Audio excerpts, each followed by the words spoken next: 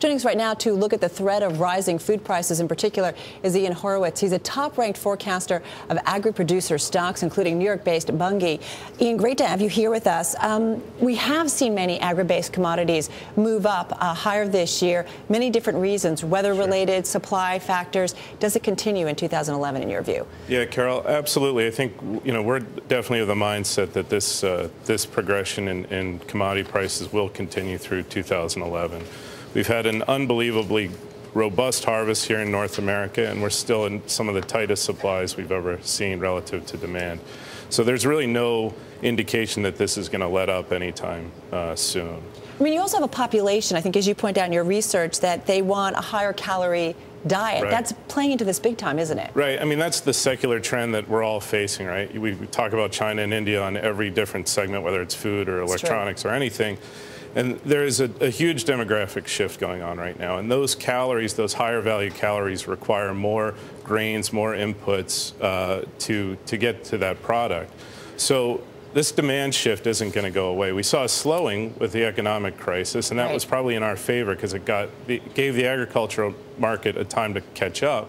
But that's turning back on right now. China's economy's back on its feet. India never really faltered, and so we're seeing that demand continue. How much does it kick up in terms of the increases we see? I think we're all kind of getting used to higher and higher prices, but how much higher does it really go? I guess that's the big question, right? I mean, this is pure commodity supply and demand market. If we can get supplies turned on in a relatively quick, rapid fashion, we should see price stability. Some are saying price declines.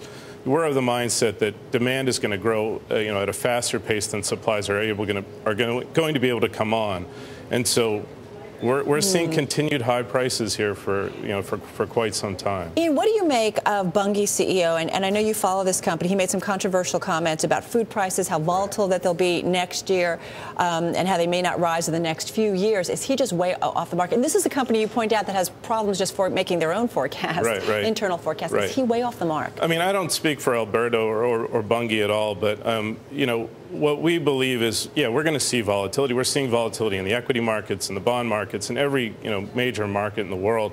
So we expect to see continued volatility, but this volatility is going to be at a higher level. I think if you read through Alberto's comments yesterday, he seemed to say that there's going to be some sort of normalization and kind of reversion to the mean. Maybe over time we're going to see some price, declines on a temporary basis. But, like I said, longer term, this is kind of a growing market. We just have about 10, 15 seconds here. Will these higher prices, do you think, be a drag on the economy ultimately? Just quickly, Ian. Yeah, I mean, I think we're seeing monetary policy around the world trying to fight food inflation right now. So without a doubt, we're going to, it's a major concern in most every market. It is definitely a tough one. Ian, thank you so much. Thank you. Appreciate you coming in. Ian Horowitz joining us, everybody.